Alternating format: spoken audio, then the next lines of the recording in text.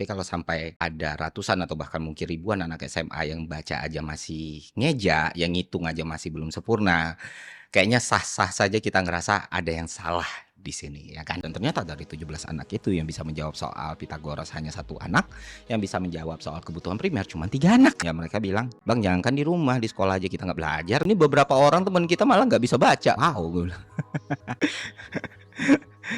Nah, ini yang membuat kita semua mungkin sadar ya ada satu masalah besar di sini yang mungkin belum disadari oleh para pemangku kepentingan kita yang mungkin masih enak di Menara Gading ya kan, ginilah hasilnya.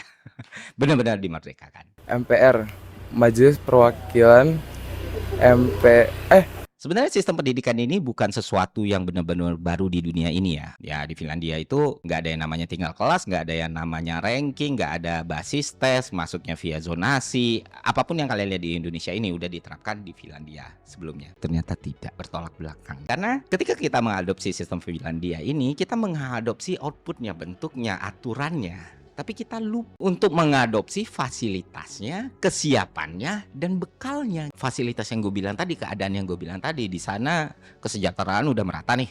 Terus fasilitas sekolah udah luar biasa. Terus di semua daerah itu hampir semua sekolah kualitasnya sama.